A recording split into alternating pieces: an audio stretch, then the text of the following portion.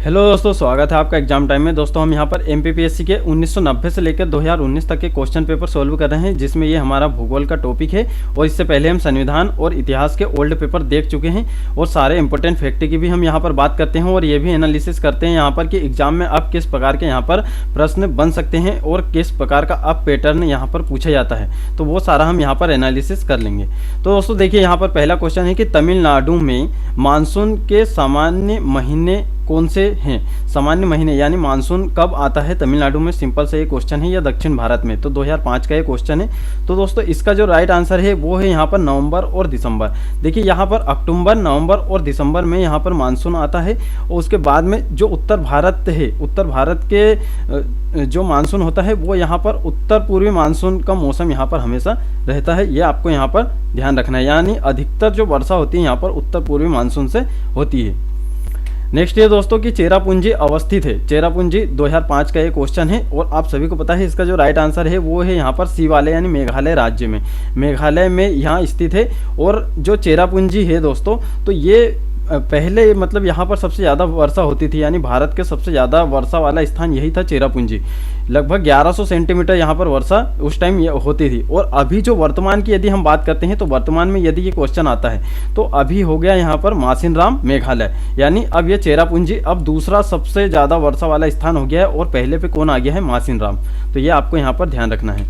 Next ये दोस्तों कि भारतवर्ष में सर्वाधिक वर्षा किस क्षेत्र में होती है, 2010 का ये क्वेश्चन है। तो दोस्तों इसका जो राइट आंसर है वो है यहाँ पर पश्चिमी घाट, हिमालय क्षेत्र और मेघालय। देखिए जितने भी इधर पश्चिमी घाट हो गया, उधर हिमालय से लेकर मेघालय तक, यानी जितने भी पूर्वोत्तर के हमारे राज्य हैं, तो वहाँ पर सबसे ज़्यादा वर्षा होती है और लगभग 400 सेंटीमीटर से अधिक यहाँ पर इन क्षेत्रों में वर्षा होती है। उसके बाद में इनमें जो सर्वाधिक वर्षा होती है वो दक्षिण पश्चिम मानसून से होती है। यह आपको हमेशा ध्यान रखना है कि जो उत्तर पूर्वोत्तर के जो राज्य हैं वहाँ पर दक्षिण पश्चिम मानसून से वर्षा होती है, और जो दक्षिण के जो इधर पूर्व तरफ के राज्य हैं सबसे नीचे वाले जैसे तमिलनाडु, आंध्र प्रदेश, तो इधर उत्तर पूर्वी मानसून से यहाँ पर अधिक वर्षा होती है। यह आपको ध्यान रखना है। नेक्स्ट ये दोस्तों कि हुदहुद चक्रवात से भारत का कौन सा क्षेत्र प्रभावित हुआ था, 2016 का ये क्वेश्चन है। अब देखिए जितने भी आपके 2020 में चक्रवात आए हैं वो चक्रवात आपको याद रख लेना है, कहाँ पर उन्होंने नुकसान ज़्यादा किया है, कहाँ से उनकी उत्पत्ति हुई है और चक्रवात की उत्पत्ति किस प्रकार से होती है वो भी आपको ध्यान रखना है। तो सारे चक्रवात के आपको लिस्ट बना लेना है और सारे अच्छे से यहाँ पर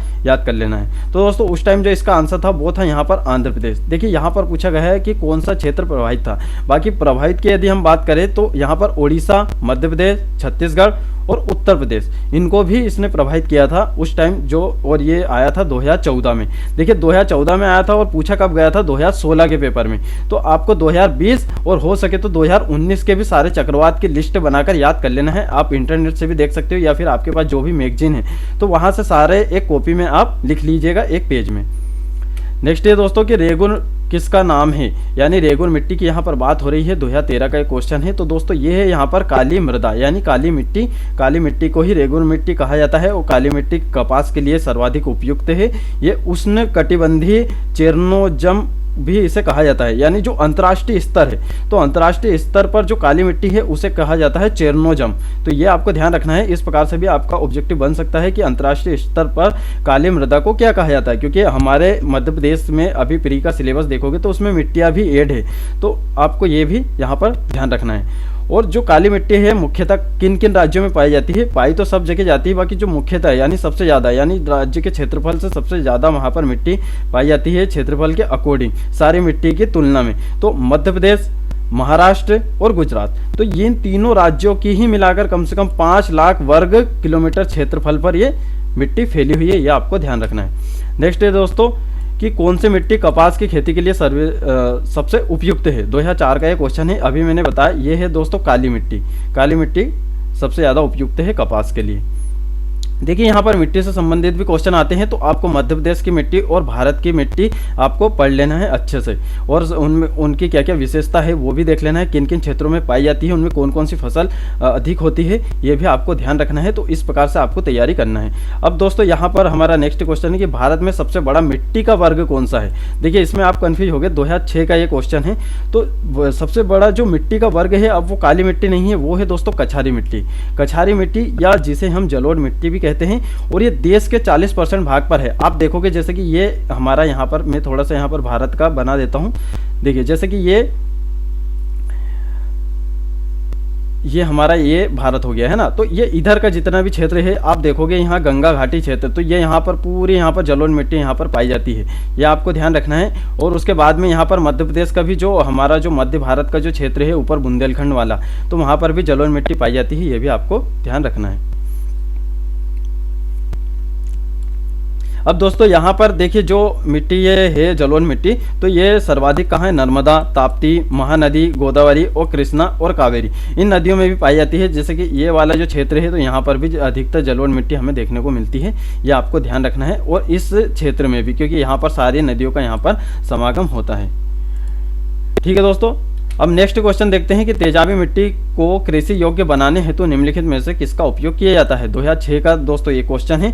तो देखिए यहाँ पर आपको, आप जैसे मिट्टियाँ पढ़ो या फिर साइंस में भी कुछ चीज़ें पढ़ो तो उसका आपको इंग्लिश नाम भी पता होना चाहिए। देखिए जैसे कि यहाँ पर लिखा है लाइम, तो लाइम का मतलब होता है चूना, चूना होता है। तो अगर यहाँ चूना देते तो आप सही कर देते, बाकी ये लाइम में कंफ्यूज हो जाते हैं। तो आपको क्या करना है, कुछ जो इम्पोर्टेंट वर्ड वगैरह रहते हैं, जो भी टर्मिनोलॉजी होती है, तो उन्हें इंग्लिश में भी सीखने का प्रयास करें, क्योंकि यहाँ पर अभी जो पेपर का है वो डिफ़िकल्टी लेवल यहाँ पर बढ़ता ही जा रहा है। तो वहाँ पर क्या करते हैं, अभी इंग्लिश के भी कुछ वर्ड यहाँ पर दे देते हैं। तो आपको थोड़ा सा क्या करना है, जैसे कि साइंस भी आप पढ़ते हो तो थोड़े बहुत उनके इंग्लिश वर्ड भी देख लिया करो, जैसे कोशिका का सेल, इस प्रकार से, है ना।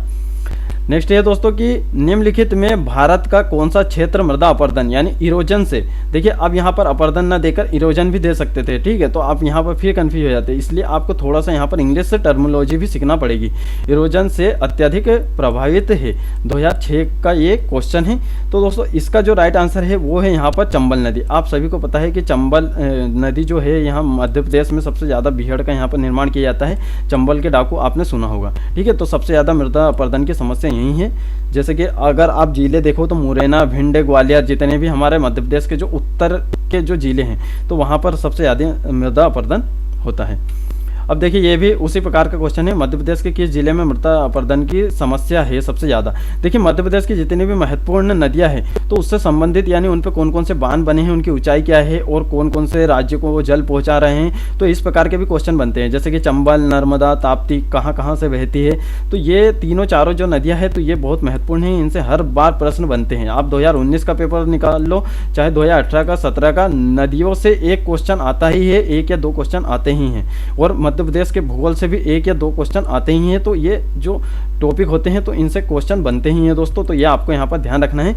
और इसका जो राइट आंसर होगा यहाँ पर है मुरैना, तो मुरैना इसका राइट आंसर होगा। और देखिए जैसे कि अगर यहाँ पे 3 जिले दे देते, मुरैना, भिंड और ग्वालियर, और यहाँ लास्ट में दे देते इन सभी, ये सभी, तो हमारा सभी वाला यहाँ पर सही हो जाता है, ये आपको ध्यान रखना है। अब देखिए जो क्या होता है मृदा अपरदन से, क्या होता है मृदा अपरदन से, जो भूमि होती है वो बीहड़ प्रभावित हो जाती है, वहाँ पर कंकड़ पत्थर आ जाते हैं और वो बंजर हो जाती है, वहाँ पर फिर फसल उगाने के लायक वो नहीं बचती है। तो ये क्या करते थे, जो चंबल के जो डाकू होते थे वह यहाँ पर सहारा लेते थे, क्योंकि यहाँ पर जो बड़ी बड़ी खाई वगैरह बन जाती थी तो उसमें वहाँ पर चंबल के डाकू रहा करते थे, ये आप सबको पता है। नेक्स्ट है दोस्तों कि कौन सा तरीका मिट्टी की उर्वरता प्राप्त करने का नहीं है, यानी मिट्टी की उर्वरता आपको ध्यान रखना होगा। 1991 का दोस्तों ये क्वेश्चन है, तो इसका जो राइट आंसर है वो है यहाँ पर बीज संशोधन, यानी आपने देखा होगा बीजारोपण किया जाता है। जैसे कि अगर मिर्ची को अगर ज़्यादा अगर तीखी बनाना है तो क्या करते हैं, पहले उसे घर पे उसका रोपण किया जाता है, उसके बाद में फिर ले जाकर उसे खेत में बो दिया जाता है, तो क्या होती है मिर्ची अधिक ज़्यादा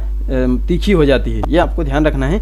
तो ये क्या होता है, ये मृदा की यानी मिट्टी की उर्वरता नहीं बढ़ाता है, क्योंकि देखिए यहाँ फसल चक्र से मिट्टी की उर्वरता बढ़ती है, उसके बाद में मिश्रित खेती से और बहुफसली खेती से। बाकी बीज संशोधन मिट्टी की उर्वरता नहीं बढ़ाता है, ये क्या करता है उपज पर प्रभाव डालता है, यानी कि बीज क्या होगा, बीज पर ही प्रभाव डालेगा, मृदा पर ये प्रभाव नहीं डालेगा, ये आपको ध्यान रखना है। नेक्स्ट है दोस्तों कि निम्नलिखित में से कौन सरदार सरोवर परियोजना, देखिए ये सबसे महत्वपूर्ण परियोजना है सरदार सरोवर, क्योंकि यहाँ पर 3 स्टेटों की यहाँ पर संयुक्त परियोजना है, मध्य प्रदेश और गुजरात और उसके बाद में महाराष्ट्र।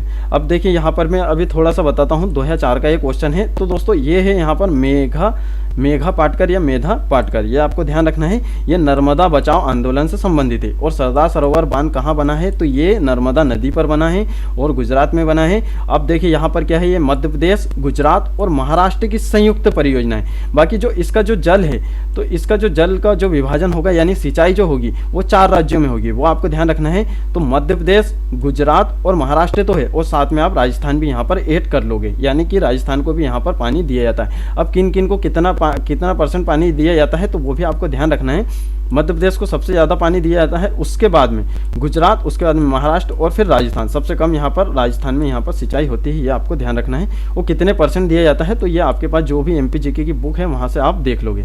नेक्स्ट ये दोस्तों कि निम्नलिखित में से कौन सा बांध नर्मदा नदी पर नहीं है। देखिए अभी जैसे चंबल नदी, नर्मदा नदी, सोन नदी, तो इन नदियों पर जो भी बांध बनाए गए हैं उनकी ऊंचाई क्या है, उनकी विशेषता क्या है, कहाँ है ना, और उनसे संबंधित क्या फैक्ट है, तो वो भी आपको ध्यान रख लेना है। 2008 का ये क्वेश्चन है दोस्तों। तो इसका जो राइट आंसर है वो है यहाँ पर बाणसागर। आप सभी को पता है जो बाणसागर बांध है वो किस नदी पर बना है, सोन नदी पर बना है। और सोन नदी कहाँ, अमरकंटक से निकलकर कहाँ, गंगा में प्रवाहित हो जाती है, और बिहार जिले में पटना के पास। ये आपको ध्यान रखना है। यानी ये किसकी सहायक नदी है, ये है गंगा की सहायक नदी। और नर्मदा नदी पर ये सारे बांध बने हैं, बरगी परियोजना, ओमकारेश्वर, इंदिरा सागर, ये सारे कहाँ पर है, नर्मदा नदी पर। और भी नर्मदा नदी पर बांध है और जलप्रपात है, धुआंधार जलप्रपात, सहस्त्रधारा, कपिल धारा, तो ये कहाँ स्थित है, तो इनकी लोकेशन आपको पता होना चाहिए। इससे भी यहाँ पर क्वेश्चन बनते हैं। तो आपको ये पता चली गया होगा कि किस प्रकार के क्वेश्चन इसमें बनाए जाते हैं। तो दोस्तों अब हमारा नेक्स्ट क्वेश्चन है कि नर्मदा बचाओ आंदोलन किस बांध की ऊंचाई बढ़ाने के निर्णय के विरोध कर रहा है। यानी सिंपल से ये क्वेश्चन ये है कि नर्मदा बचाओ आंदोलन किस बांध की ऊंचाई बढ़ाने के निर्णय के विरोध कर रहा है, यानी किस बांध की ऊंचाई को बढ़ाने का यहाँ पर विरोध कर रहा था। तो उस टाइम यहाँ पर क्या है दोस्तों, ये है सरदार सरोवर बांध। सरदार सरोवर बांध के यहाँ पर ऊंचाई बढ़ाने का विरोध में थे, आप सभी को पता है आंदोलन हुआ था। और ये सरदार सरोवर मैंने आपको बता ही दिया है कि MP, गुजरात और महाराष्ट्र की संयुक्त परियोजना है, और पानी इसमें 4 राज्यों को दिया जाता है, ये मैंने आपको बता दिया है। नेक्स्ट है दोस्तों कि हीराकुंड बांध कौन सी नदी पर बनाया गया है, 2005 का क्वेश्चन है। अब देखिए आपका ये काम है कि जो भी भारत के जितने भी महत्वपूर्ण बांध हैं उनकी ऊंचाइयाँ, उनकी विशेषताएं और उनकी लोकेशन, ये आपको ध्यान रखना है। और दोस्तों जो ये हीराकुंड बांध है तो ये महानदी पे बनाया गया है। महानदी छत्तीसगढ़ के अमरकंटक पहाड़ी से निकलती है। इधर देखिए जैसे कि ये अमरकंटक पहाड़ी है, तो इधर ये हमारा मध्य प्रदेश आ जाता है, और इधर यहाँ पर छत्तीसगढ़ आ जाता है। यहाँ से 3 नदियों का प्रवाह होता है, एक तो सोन नदी का होता है, उसके बाद में नर्मदा यहाँ पर खंबात की खाड़ी में चल जाती है, उसके बाद में जोहिला। तो जोहिला क्या है, ये मध्य प्रदेश का शोक कहा जाता है जोहिला को, ये आपको ध्यान रखना है। और ये इसके जो इधर पूर्वी भाग है, इधर पूर्वी भाग होता है और इधर पश्चिमी भाग होता है। तो इधर पूर्वी भाग से महानदी निकलती है, जो कि उड़ीसा में हीराकुंड बांध इस पर बना हुआ है। और ये विश्व का सबसे लंबा बांध है। इसकी जो लंबाई है यानी लेंथ की यदि हम बात करते हैं तो 25 किलोमीटर और 800 मीटर इसकी कुल लंबाई है, ये आपको ध्यान रखना है। और इससे वर्तमान में 10 लाख हेक्टेयर भूमि सिंचित की जाती है। नेक्स्ट है दोस्तों कि चंबल नदी पर कौन सा बांध निर्मित है, 2006 का ये क्वेश्चन है। तो दोस्तों चंबल नदी पर आप सभी को पता है कौन सा बांध निर्मित है, तो ये है गांधी सागर बांध। और अभी मैंने आपको बता दिया है इंदिरा सागर कहाँ है, इंदिरा सागर और सरदार सरोवर ये कहाँ है, नर्मदा नदी पर। अब दोस्तों चंबल नदी की हम बात कर लेते हैं। चंबल नदी पर 3 महत्वपूर्ण बांध हैं, जवाहर सागर, राणा प्रताप सागर और उसके बाद में गांधी सागर। तो ये 3 महत्वपूर्ण बांध हैं, ये हमेशा पूछे जाते हैं, इनकी लोकेशन हमेशा पूछी जाती है। बाकी जवाहर सागर और हम राणा प्रताप सागर की यदि बात करते हैं तो ये कहाँ पर है, ये राजस्थान में स्थित है, यानी MP से टच में ही है। उसके बाद में गांधी सागर यहाँ पर मंदसौर के पास में मध्य प्रदेश में है, ये आपको ध्यान रखना है। नेक्स्ट ये है कि निम्नलिखित में से कौन सा जलाशय चंबल नदी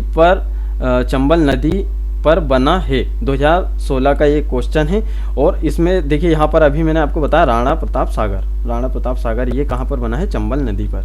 बाकी जितने भी बांध हैं वो आपको ध्यान रख लेना है। देखिए बांध का निर्माण क्यों किया जाता है कि भूमि सिंचित की जा सके और वहाँ पर क्या बोले तो टरबाइन लगाकर विद्युत का उत्पादन किया जा सके, इस प्रकार से यहाँ पर बांध का निर्माण किया जाता है।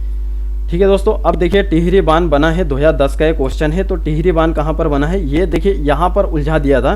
जो टिहरी बांध है वो भागीरथी नदी पर बना है। बाकी यहाँ पर इसका जो राइट आंसर आयोग ने माना था उस टाइम, तो एक गंगा नदी माना था। अब गंगा नदी क्यों माना था, आप सभी को पता है कि गंगोत्री से यहाँ पर भागीरथी नदी निकलती है और इधर से यहाँ पर अलकनंदा, तो ये दोनों कहाँ मिलती है, देवप्रयाग में, और यहाँ से फिर गंगा के नाम से यहाँ पर प्रवाहित होती है। और गंगा 5 स्टेट से बहते हुए ये इधर बंगाल की खाड़ी में जाकर गिर जाती है, ये आपको ध्यान रखना है। तो इसका जो राइट आंसर होगा वो गंगा नदी होगा। देखिए इस प्रकार के क्वेश्चन आते हैं कि उससे रिलेटेड अगर कोई ऑप्शन हो तो उसका वहाँ पर राइट आंसर माना जाता है ना। तो यहाँ पर देखिए महत्वपूर्ण नदी कौन सी है, गंगा नदी, क्योंकि देखिए यहाँ पर अलकनंदा नहीं कह सकते क्योंकि अलकनंदा पर नहीं बना है, वो बना किस पर है, भागीरथी पर। तो भागीरथी कहाँ मिलती है, गंगा में, यानी गंगा के नाम से आगे प्रवाहित होती है, ये आपको ध्यान रखना है। नेक्स्ट है दोस्तों कि तवा परियोजना कहाँ से संबंधित है, 1991 का क्वेश्चन है। तो दोस्तों तवा परियोजना ये है कहाँ पर, होशंगाबाद में, होशंगाबाद में है ये। और यहाँ पर 2 महत्वपूर्ण अभ्यारण्य है जिनका नाम आपको पता होना चाहिए, सतपुड़ा राष्ट्रीय उद्यान और बोरी अभ्यारण्य, यानी बोरी अभ्यारण्य है और सतपुड़ा राष्ट्रीय उद्यान है, ये आपको ध्यान रखना है। और तवा परियोजना तवा नदी पर बनी है, ये आपको ध्यान रखना है। उसके बाद में पोंग बांध किस नदी पर बनाया गया है, 1990 का है दोस्तों ये क्वेश्चन है। तो दोस्तों ये है व्यास नदी पर, झेलम, चिनाब, रावी, व्यास, सतलज, है ना। तो इस प्रकार की जो उत्तर भारत की नदियां हैं तो वहां पर ये व्यास नदी पर बनाया गया है, जो कि व्यास नदी कहाँ से निकलती है, हिमाचल प्रदेश से। और ये सारी कहाँ जाती है, पाकिस्तान में जाती है, ये आपको ध्यान रखना है। नेक्स्ट है दोस्तों हरित क्रांति से गहरा संबंध रहा है, 1999 का क्वेश्चन है। देखिए कृषि से संबंधित, मृदा से संबंधित, नदियों से संबंधित इस प्रकार के क्वेश्चन आ रहे हैं, तो आपको ध्यान रखना है। तो दोस्तों इसका जो राइट आंसर है वो है यहाँ पर डॉक्टर स्वामीनाथन, है ना, डॉक्टर स्वामीनाथन है। और इन्हें हरित क्रांति के पिता कहा जाता है। हरित क्रांति का जो संबंध है वो किससे है, खाद्य उत्पादन से है। और स्वामीनाथन जो है वो फादर ऑफ ग्रीन रेवोल्यूशन के माना जाता है इन्हें, ठीक है, यानी वही हरित क्रांति के पितामह। नेक्स्ट है दोस्तों कि किन महीनों में रबी की बुआई की जाती है, यानी रबी की फसल की बुआई की जाती है, सन 2000 का ये क्वेश्चन है।